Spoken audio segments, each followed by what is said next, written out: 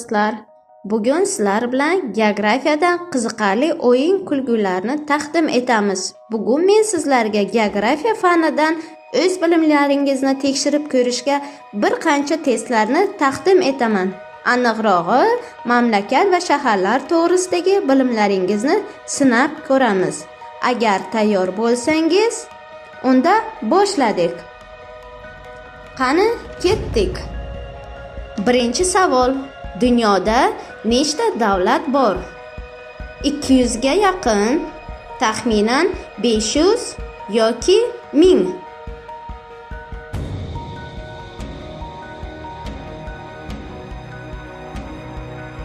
To'g'ri javob 200 ga yaqin.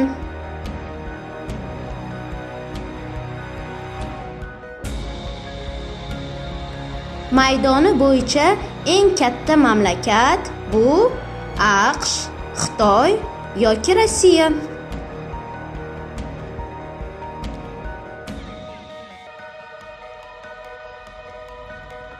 Javob Rossiya.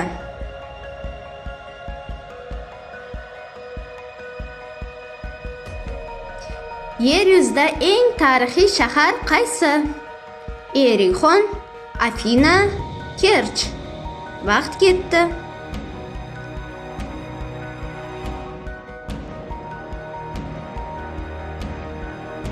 To'g'ri javob Erixon.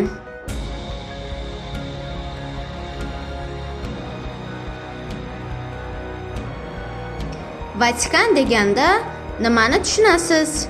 Bu mamlakat, shahar yoki cherkov?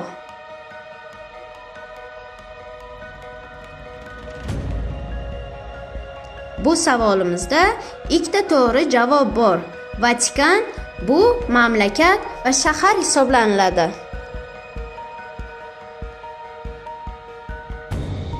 Maydoni bo'yicha eng kichik davlat qaysi? Vatikan, Monako, Lixtensteyn. Vaqt ketdi.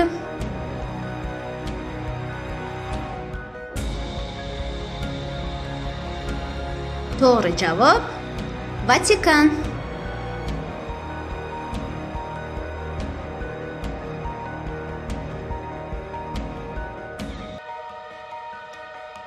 Shveysariyaning poytaxtini ko'rsating. Bern, Jeneva, Vena. Vaqt ketdi.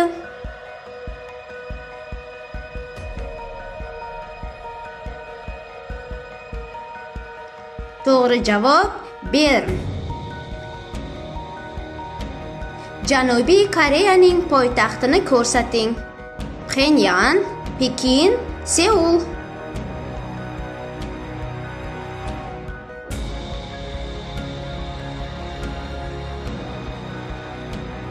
To'g'ri javob Seul.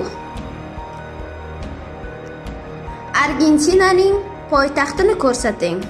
Budapesht, Buenos Aires, Barselona.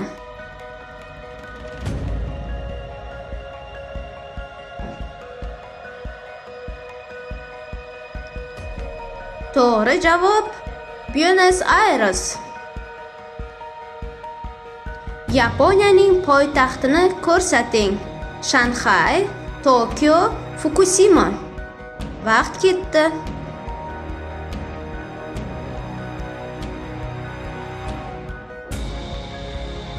To'g'ri javob Tokio.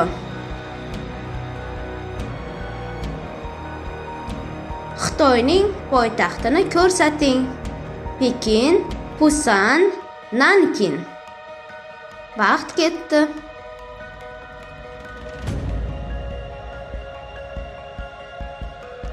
To'g'ri javob Pekin.